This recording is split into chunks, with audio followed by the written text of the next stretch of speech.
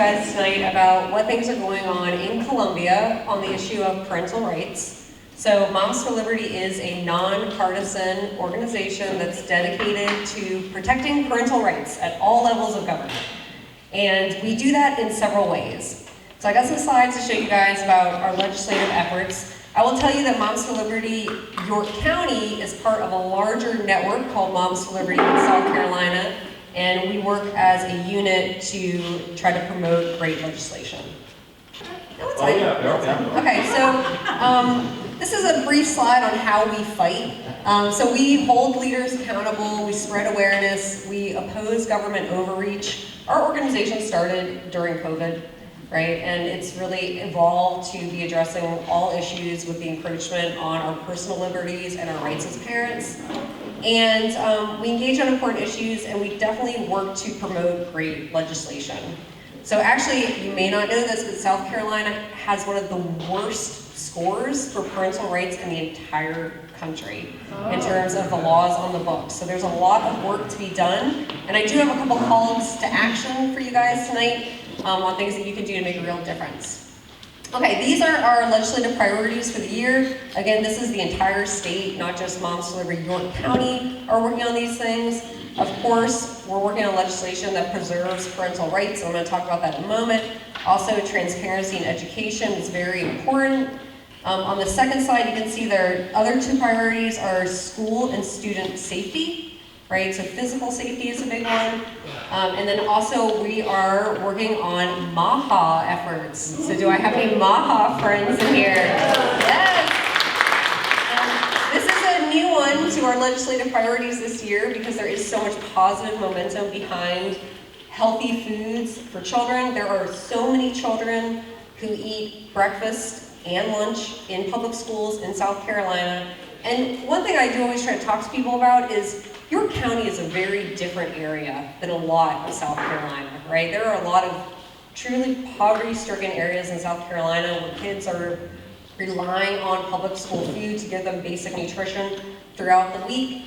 So one of our goals this year is to promote legislation that will ensure that they're eating the highest quality, healthiest food possible, and also food that is grown from farmers in South Carolina, right, to support our locally farmed foods.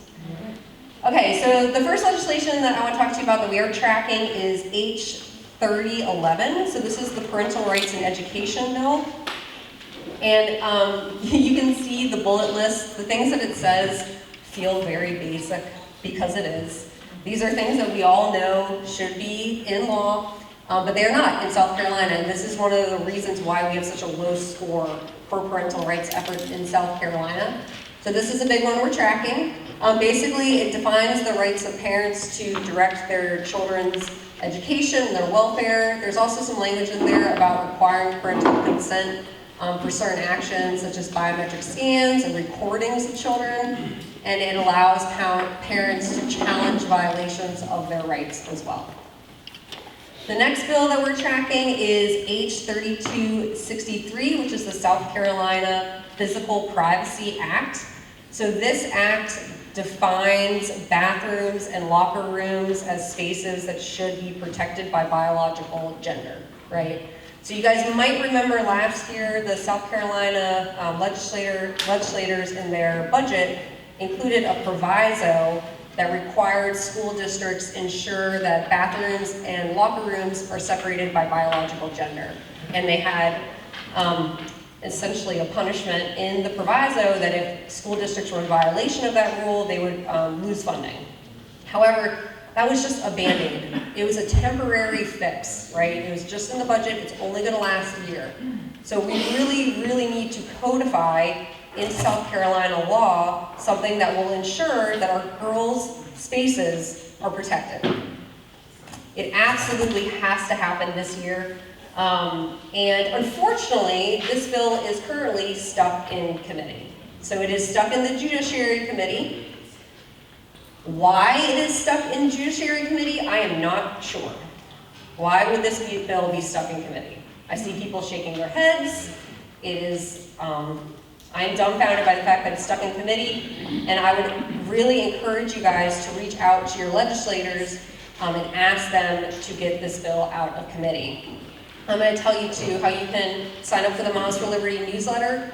And if you do sign up tonight, I'll be sure to forward you the call to action that we just sent out about this bill. You can really easily copy and paste all those members of the subcommittee into an email and do a big push to get it out.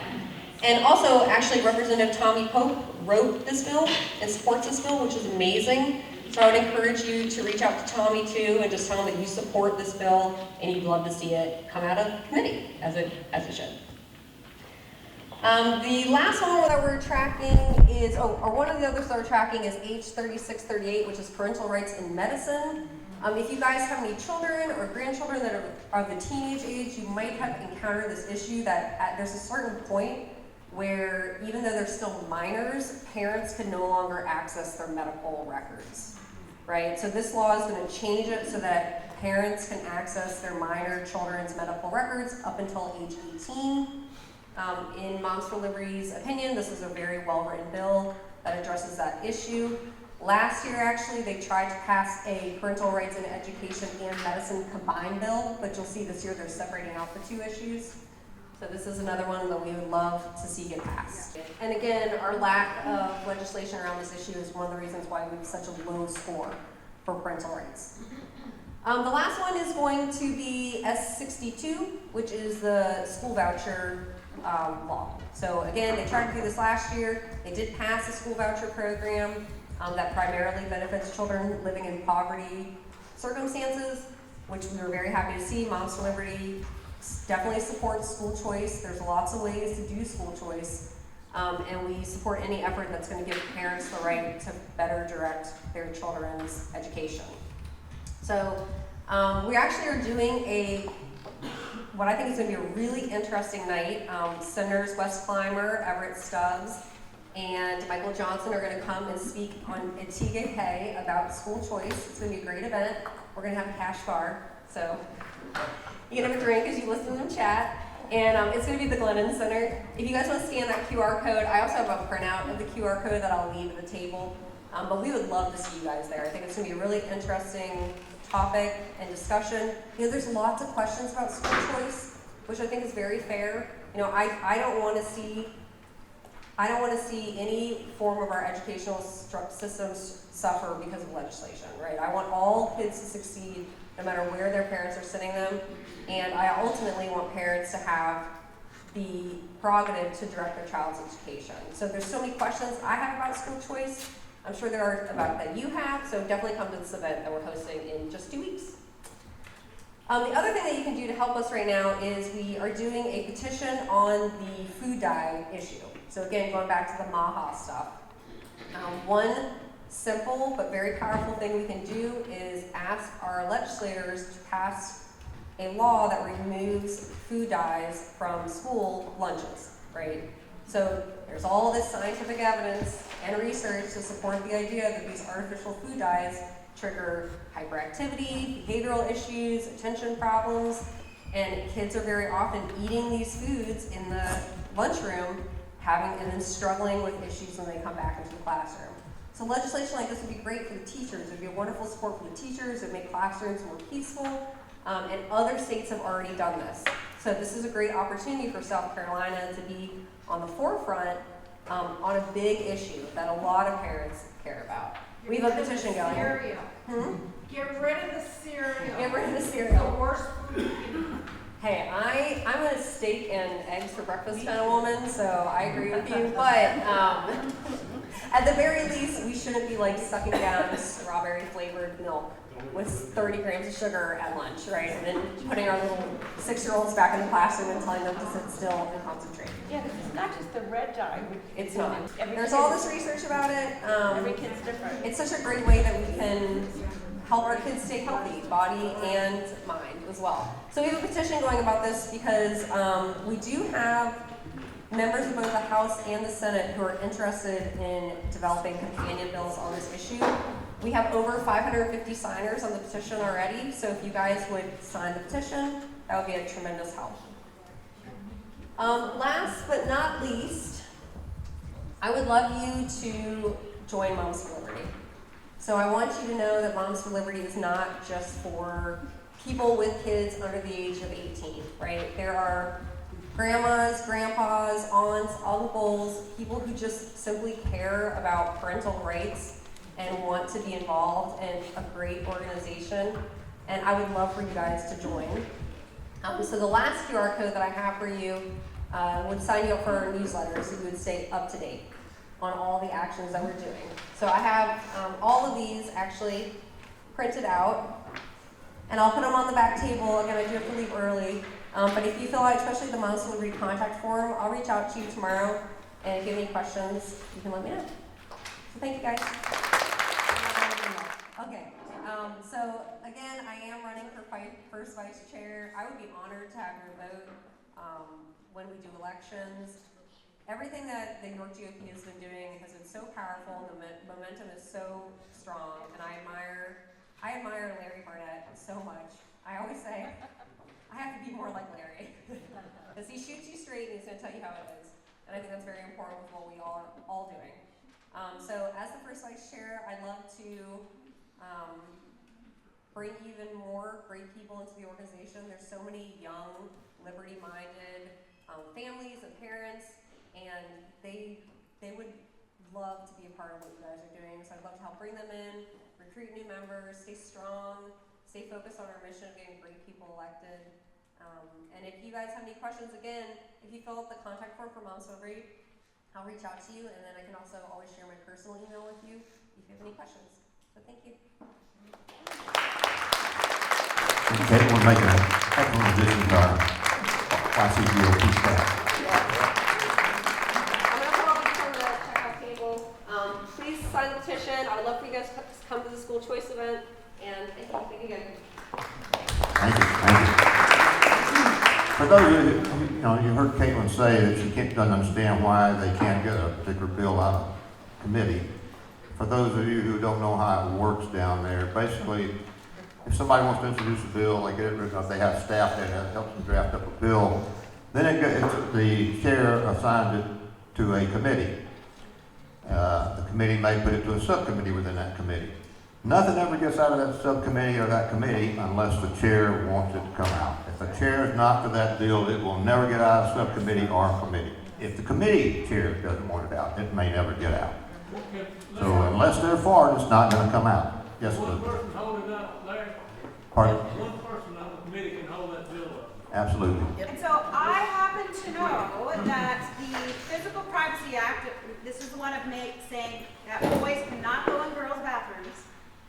The chairman of that committee is Weston Newton, and I'd be happy to share his phone number because emails don't work. I hear this all the time.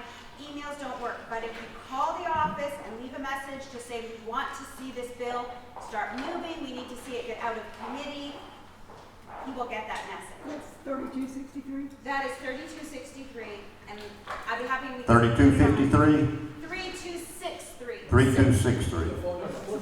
House or Senate? House. Should we put it up on the screen? Just read it out. I don't know. Okay, I can read it real slow if that's okay with you. Okay. Okay. His Columbia. Listen, you want to come up here to the mic so they can hear you? I got a mic up here. Yeah, too. The name and number. All right, so his Columbia, this is for Representative Weston Newton. Make sure you thank him for all his hard work. And his Columbia office number is 803 734 3120. I'm going to read it again. This is his Columbia office. It is 803 734 3120. And if you think he's home for the weekend and you want to call him at his home office in Bluffton, their area code is 843. It's important that they hear from you. 706 6111. Does anyone need to hear it again? Yes. I'm going to read it again. This is his home office in Bluffton. So the area code was 843 706 6111. Thank you, Elizabeth. All right. In regard, you do need to contact your elected House or Senator if these things are going on. But I can tell you that in a lot of cases, there's very little they can do. You can go to Jackie and say, I want this bill to come out of committee. She can't do anything about that. Only the leaders in the House, the Speaker Pro Tem, and the committee chairs are the only ones that can get that bill out. And at some point, we have to start calling them. They're the focus. It doesn't hurt to let your representative know what you want, because they can't help. But in a lot of cases, we've got to go to the chair or the chair of the committee or the Speaker of the House. Is that the chair of committee, Senator Weston? Is that He's chair of the which committee, Elizabeth? He's chair of one of the committees. Okay. Now, we send out, I'm sure you've seen it, we send out a lot of emails, not as much here recently. When bills are coming up and we think they ought to be voted for or against, we send out emails asking you to contact your representative or the speaker or whomever. In the past, we've only done it by email. We did not have ability to text these things out. A lot of times we got word, we got to act within an hour to start calling because they bring these things out of committee all of a sudden, you don't know it, and it starts happening fast. We have people that are watching what's going on down there, and we get word. We now, because we retain CAD advocates back there, is now helping us with our database and our email and our text. We are now set up so we can text. It does cost money if we text, so we're going to do it on a selective basis. But within the next few weeks, you'll see us you'll start getting text messages from us about some of these bills that are going on down there. So be expecting that. Okay, all right. Next, Larry Bird's going to talk about some of the legislative issues that are going on down there. Come on up, Larry. Yeah, I'm going to give a legislative update. I'm Larry Bird, and I'm with the Fort Bill Local Initiative, and we're a faith-based organization that stands for liberty and justice for all. We stand for the Constitution and Bill of Rights. We also stand for small government and less regulation. And we meet on the first and third Tuesdays of the month. But we support the GOP. We believe it's time to unify to help save the state. We also support the Freedom Caucus, Bonds for Liberty, Republican Women's Rising, and other groups that push conservative and ethical legislation. Now, legislative update. We need to push righteous legislation. That's all we hear about, right? We need to push for excellence. We're tired of mediocrity. We're settling for mediocrity in some of these bills. When they go to conference committee, what happens? They come out with nothing. We need some strong bills. We need some statespeople to run this legislature. You know that. We need some good people in there. And we need unity. We cannot get by with mediocrity anymore. No more. We've got to stand for excellence. You know that. How do we do that? We push. We push. Okay, what bill am I going to talk about? There's about 14 of them here. He said, you better stick to 3. I said, I will, don't worry. The first one I have is an easy one, a really slam dunk DEI. We don't want DEI. Freedom Caucus has sponsored that bill for the last 3 years. Where's it at? It's in committee. It's in committee. Okay, what has DEI done? What happened to the airplane crash in New York? Air controllers, first responders, the fire in California. What about your kids getting DEI? What about the universities, DEI? The university, hey, USC is full of DEI. And so is Clemson. And anyway, we need to get that sucker out of committee. Just like Larry said, it's stuck in there. Again, your key sponsors, they're in there. They're in there, but what are you going to do about it? Get a hold of these people now. I have a spot. Hey, Pope's a sponsor. Tommy Pope is a sponsor. Yeah. Guffey's a sponsor. Many others. And the Freedom Caucus, of course. But we got to get them off there, get them going. Anyway, make sense? Anyway, DEI is an easy one. Slam dunk. This is when we need to push ASAP because budget week starts The in 10th? another week. And Yeah. I think they're trying to wait till after budget week so that they can put things in proviso that are DEI that then have to be upheld by the law. Another year. And another thing, proviso. Hey, a year, that's all it is. It's just like a executive order, right? Yes, sir. I thought Trump did an executive order, did away with DEI everywhere. So what are we worried about it in the state? Because the state's on their own. The state has not bought Well, into he that. already told the main governor he wasn't going to give any federal money. Well, we're going to find out. No, you got a good point there. That's an executive order though, that also got codified, so we thing is, we've got to codify that bill. Yes, sir, yeah, that's a good point, Swain. I was asking myself, what's this legislature gonna do? What do they stand for? Do they back Trump? Do they back liberty? Anyway, you know how I feel. Any more questions about DEI? That's a slam dunk. We don't need it. Yes. Do you know who's the committee chair? This is held up in committee. I don't have the. I think Tommy It's Pope. in the- Tommy Pope. I don't have a. Look at Pope. I mean, Pope's your guy. Tommy Pope, yeah. I mean, let's get him. I mean, we need to get this sucker off the books. And in our schools and everything else. Corporate America is just, it's there. It's right there. They teach it. Anyway, it failed. If it was working, fine. But racism has to be dealt with somewhere, but that's not the way. Do we have a bill number? Yeah, we sure do. It should be up there. 3927? 3927H? Yes. House Judiciary. That's where it's stuck. It's where it's stuck. You can look at the House Judiciary Committee, and you can get the chairman right there and rock and roll. Anyway, I think that takes care of that one. The next one is the energy bill. This one's dear to Larry Barnett's heart. I took it away from him. No, I'm just kidding. How about H 3309? Why do we need a good energy policy in South Carolina? We are a growing state. We have nuclear. Yes, we have nuclear. Now, then what? There's a proposal to what? To build a gas-fired electric plant. Yes, that's a good proposal. But right now, sustainability of our energy is not that stable. We have to import our natural gas. We don't produce natural gas. And I don't like that. How about coal? Some people don't like coal, but the thing is, we need an energy policy. And they're talking about these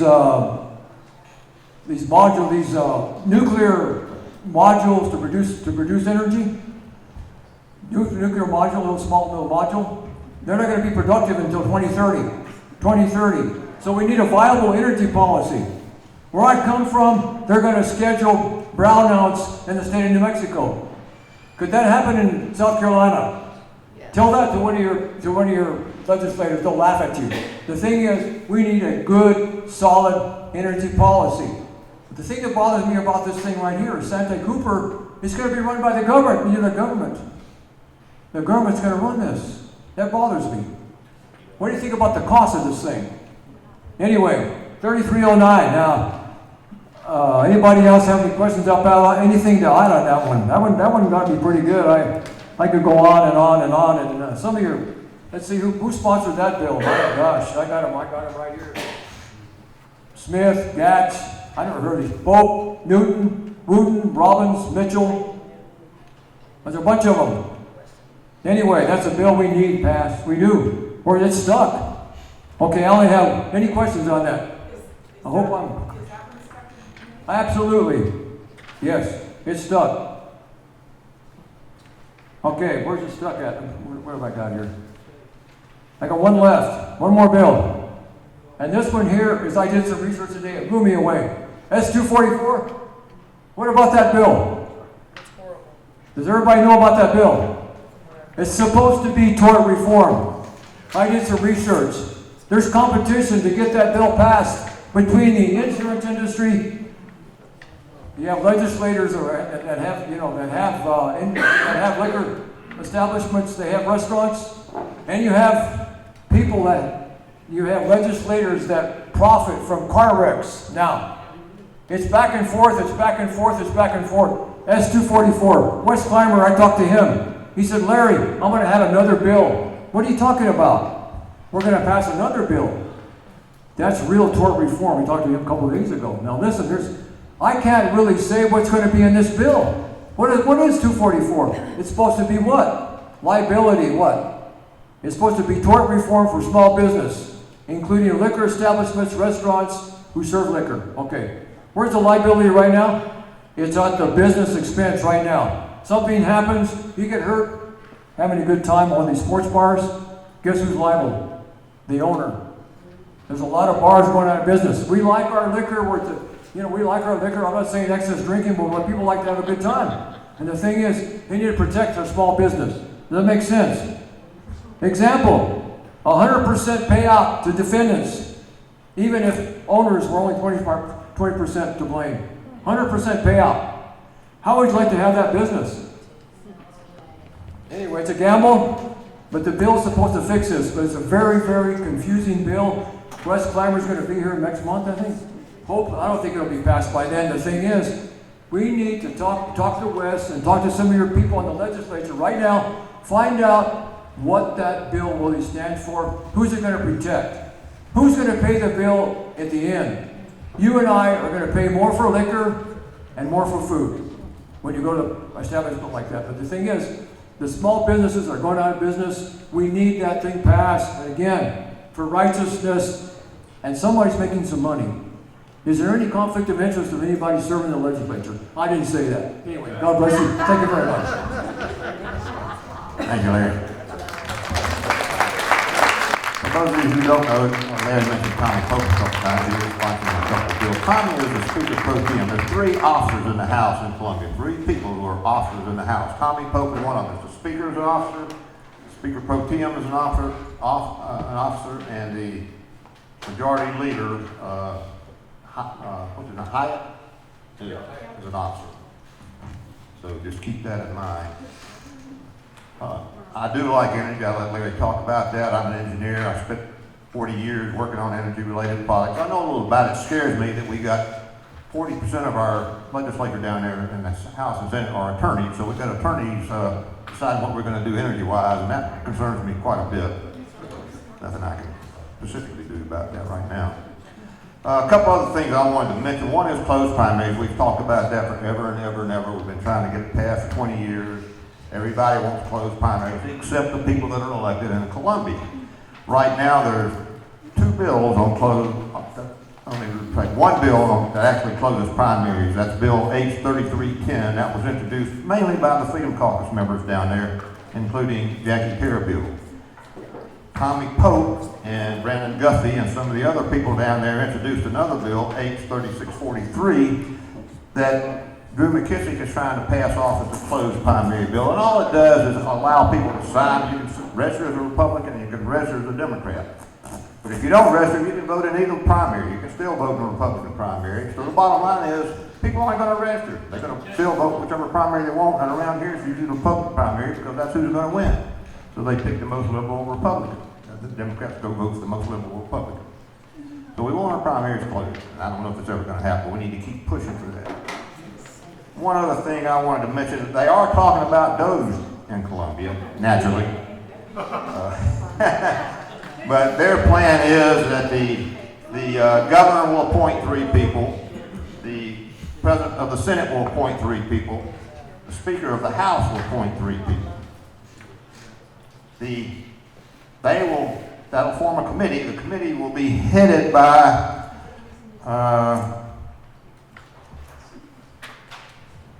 a state employee. She's a director of the Office of Administration. She's going to be the chair. So one of their employees is going to be the chair of the commission. So we'll see how that unfolds. I'm not really excited right now, but we'll get some more information out of Wes and Everett and Michael next month. Okay, I got one more thing here. Tim Still is our executive committee man. He's been sick. Sent me a text earlier today, said he's not going to be able to make it tonight, but he's been in contact with Lewis Roman. As you know, I think most of you know, Lewis has been up in western North Carolina working since a day or two after the hurricane hit up there. He's been very busy. He's done an excellent job up there. We've raised over $20,000. I'm not sure what the figure is now, but last month it was over $20,000. I don't know where we are now. But provided that money to Lewis, and they've been able to help a lot of people do a lot of work up there. Lewis is still up there, and Tim talked to him yesterday, or this morning, I'm not sure which, but anyway, Lewis was saying that most of the recovery operations have been completed, but they're still searching for bodies up there. The problem they have is you got bodies that were washed down the river and covered by 30 feet of debris. And if they don't find the body, they can't settle the estate. They can't get insurance paid. It really creates a big problem if you don't have the body confirmed that person is actually dead. So that for 4 or 5 months, they've been searching for bodies. They're still finding bodies up there. So it's a terrible situation. Lewis said because of the contributions we've made, U-Haul has made, they were able to buy a rescue boat. They need a rescue boat to go down the rivers because that's where a lot of the debris is piled up. So they got to be able to, they take dogs out there and other types of equipment and they can sense whether there's somebody buried down there 30 feet. They find somebody, then they start digging and trying to get them out and figure out who it is. So we did help them get them, purchase a boat that they can use on the river. Those little rivers are small and they flow pretty fast, so they needed a special kind of boat to do that kind of stuff. They've also been helping people in Kentucky and Virginia and Tennessee that were impacted by that hurricane. And here recently, they also have been over in Kentucky and Virginia helping us flood. They had some bad floods up here in the past few days, so Lewis and some of his crew have been over there helping those people some. Most of the people in western North Carolina have been moved from tents into campers. There are still several groups associated with Lewis who are building houses for victims. The Department of Transportation and Army Corps of Engineers have really stepped up their activity since President Trump came into office. But for now, volunteers are still doing most of the work. But anyway, Trump's helping us out. I mean, thank God. Hey everybody, Scott Anderson. I'm the EC at Steel Creek Precinct, and I've been so for 2 years. We got the precinct organized last time around, and I'm going to be 66 this year, and I thought you might want to hear a little bit about my bio, so I thought I'd put together a PowerPoint. And when I got to 50 slides, I decided maybe that wasn't the best idea. So I'm not going to inflict that on you all. Politics, I started taking the Wall Street Journal back in the 80s, and at the time the editorial page editor was a guy named Robert Bartley. He was brilliant. He was there for 30 years. And he taught me a lot about... Oh, yeah, put the mic. Is this on? Okay. Robert Bartley, editorial page editor of the Wall Street Journal, taught me a lot. But it was national politics by and large. And that's what I've been paying attention to aside from working and having a family and that sort of thing. Up until 2020. And that, I'm not alone in this, but that kind of radicalized me. And there was a guy that started talking about after 2020 on the social media, a guy named Dan Schultz. Yes. I know Kelly knows. Talking about the precinct strategy and how, you know, we may all be watching Fox News and listening to what's going on in DC, but the fact is we live here. Let's get involved. So, started coming to a few of these meetings. Didn't really dive in though until after I met this guy, and he pulled me in, and so it's been an interesting couple of years. I've learned a lot about what goes on in Columbia and what doesn't go on in Columbia that should be going on in Columbia, and how we really have a great opportunity to play a role. We're one of the largest counties in the state. We've got a strong delegation, and if they were to listen to us maybe a little more than they do, maybe we can have some influence on them. So, you know, Larry and his team over these last couple of years have clearly done a great job. Kind of feel a little bit like, to the extent that y'all decide to vote me into this, and if you do, that'd be great, and I'd be happy for that. But I kind of feel like the guy that followed John Wooden at UCLA after he won 10 national championships. Nobody knows that guy's name. He's going to be a tough act to follow. But he's got everything going in the right direction. And our focus for the next couple of years will be just kind of what Caitlin said, recruiting, growing the organization. We're a few hundred now. In the presidential preference primary, that was, by that time here, it was Trump and Nikki Haley. 24,000 people in our county voted for Trump. In the general election, it was 88,000 people in our county voted for Trump. So I think there's a lot of room for us to grow. There are a lot of people who support Trump, and you know, every day I wake up, it's like Christmas. That's exactly right. Every day with everything he's doing up there, and it's hard to know. It's hard to game out. How is that going to affect us, right? I mean, you know, somebody mentioned, hey, he's getting rid of DEI. Okay, is that going to go all the way down to the elementary schools? I mean, if they start pulling funding, it's going to get some people's attention. Jeff Bezos just announced that the Washington Post is now, their editorial page is going to focus on personal liberty and free markets. That's a cataclysm. I mean, that's insane, right? I mean, that's a complete 180 turn, and that is the record of Washington, D.C. So we are in an amazing time. And the opportunity to grow our presence here, and in particular to grow our influence with our delegation, right? There's a great quote I love from Milton Friedman. He said, "The solution to the problem isn't electing the right people. That's not the solution. The solution is to make the wrong people do the right thing through political pressure, right? To make it politically profitable for them to do the right thing." So now if you get the right people, like Jackie, right, that's good too. But so that's kind of how I see what we're going to try to do over this next couple of years. Yes, sir. How many of the delegation are here tonight? Only Jackie was here, as far as I know. We got one? Yes, sir. That's great, one. Well, I'd say that means there's room for improvement. They need to be invited and then just show up if they want our support. Well, next month we're actually having a forum for them. So I don't know if they've all. For 3 senators? Okay, well, that's 3 senators next month. Come on down, ask a question. Who's it gonna be? Wes, Clymer, and who else? Johnson? Johnson and Stubbs, I would expect. I don't think Senator Peeler comes to our events, right? Okay. So, Is that for here? it is. It's not the same office for Liberty one, is it? No. Right. Okay. So that's a little bit about me and what I think about where we might go in the next couple of years. Questions? No, I got one. Oh, okay, Swain. Who is John Dahl? I read that when I was 17. You got my vote. I read it when I was 17, man. It's a great book. All right. Are we good? Is that brief enough? Because I've got more. I got a lot to say, Larry. Yeah, when you're here. Thank you very much, Scott. All right, gang. We have one other guest here who's going to just speak briefly.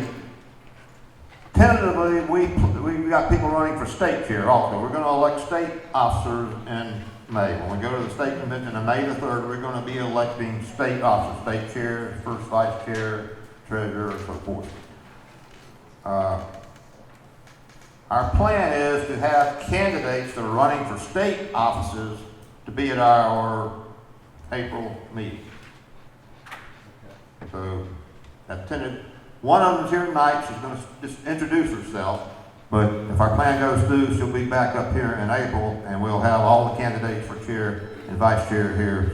And we're going to videotape it and put it on YouTube so everybody around the state can see it.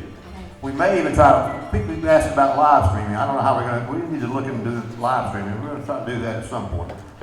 Okay, Barbara. Good evening, I'm Barbara Arthur, and I just gave myself 2 minutes on my timer. In 1959, Castro seized control of the island of Cuba. In 1965, the U.S. enacted the Freedom Flights. In '66, my dad applied to leave the island. Immediately, he was sent to a labor camp where he served for 3 years, cut sugar cane for 3 years.